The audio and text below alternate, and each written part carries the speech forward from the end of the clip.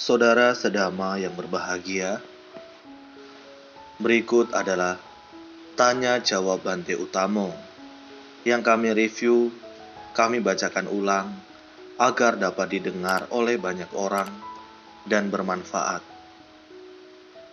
Pertanyaan dari Suharyono, Amerika. Namo Buddhaya Bante.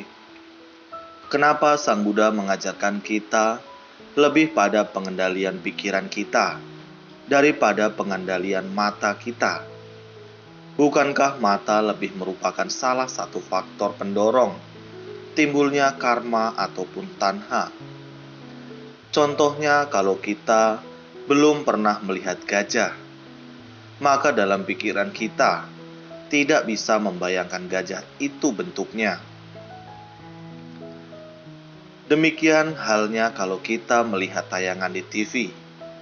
Bukankah semua gambaran itu akan masuk ke dalam pikiran kita dan menjadi faktor pembentuk watak atau pola pikir kita? Sering kita melihat anak kecil kepingin meniru jagoan film yang dilihatnya, ataupun seorang anak jadi pintar berbohong dan anak itu mengaku belajarnya dari tayangan di TV. Mohon diberikan penjelasannya oleh Bante. Terima kasih banyak.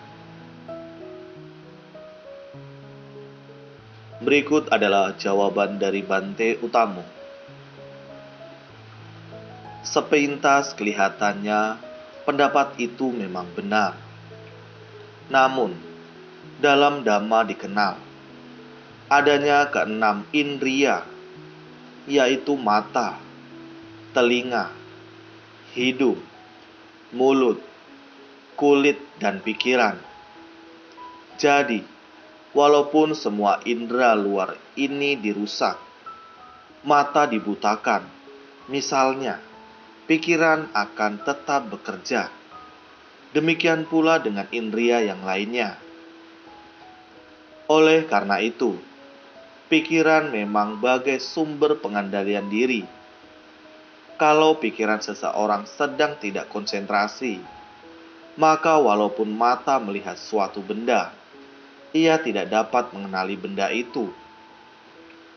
Kondisi seperti ini dapat dilihat pada orang yang sedang melamun. Telinga pun juga akan kehilangan fungsi untuk mendengar kalau pikiran orang yang memilikinya sedang berkonsentrasi pada hal lain. Demikian pula dengan indria lainnya.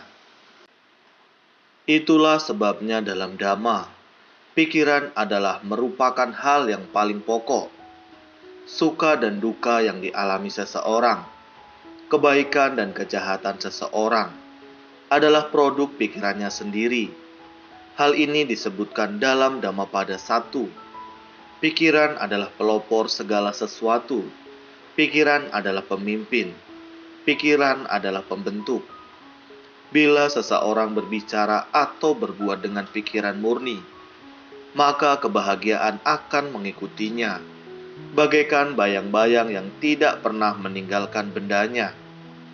Semoga penjelasan ini bermanfaat.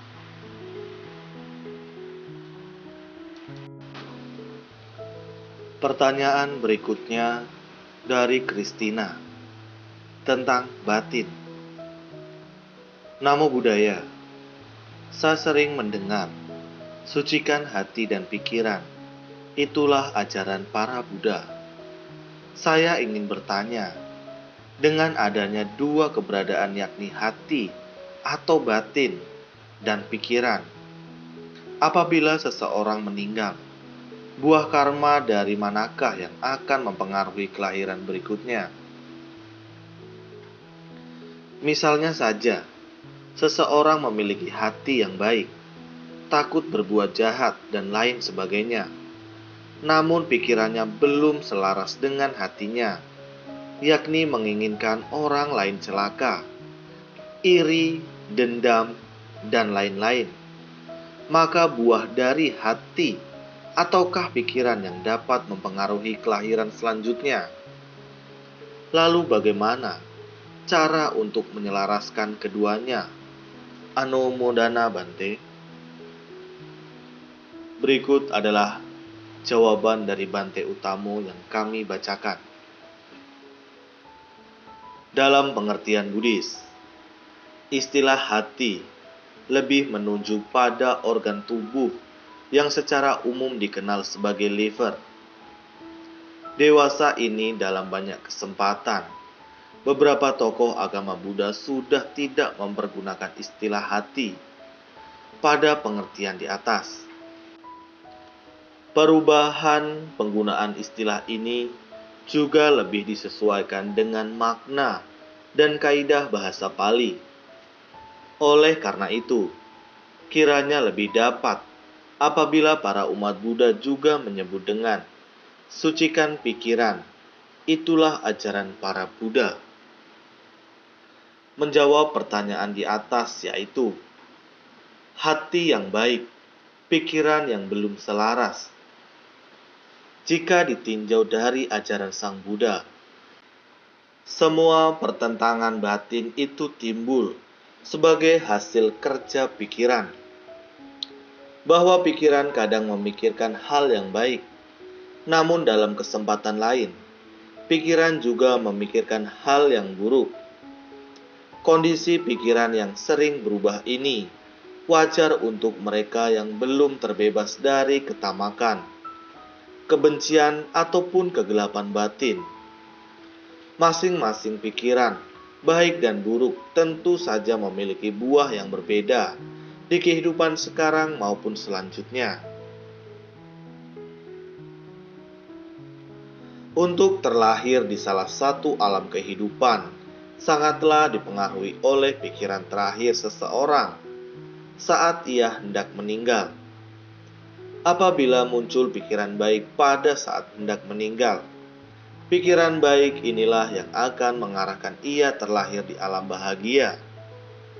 Demikian pula sebaliknya, ketika seseorang meninggal dengan pikiran buruk, ia akan terlahir di alam kurang bahagia. Oleh karena itu, seseorang yang selama hidupnya sering membiasakan diri berpikir baik, ketika meninggal dunia akan mempunyai kesempatan lebih besar untuk terlahir di alam bahagia. Dengan demikian, umat Buddha hendaknya membiasakan diri berpikir baik dalam kehidupan sehari-hari. Salah satu upaya membiasakan pikiran baik adalah dengan sering mengulang dalam batin kalimat cinta kasih. Semoga semua makhluk selalu hidup berbahagia. Semoga semua makhluk selalu hidup berbahagia. Semoga semua makhluk selalu hidup berbahagia. Semoga jawaban ini bermanfaat untuk menambah semangat berbuat baik dengan badan, ucapan, dan pikiran, sehingga mengondisikan kebahagiaan di kehidupan sekarang maupun mendatang. Semoga semua makhluk hidup berbahagia, terbebas dari pikiran, ucapan, serta perbuatan yang tidak baik.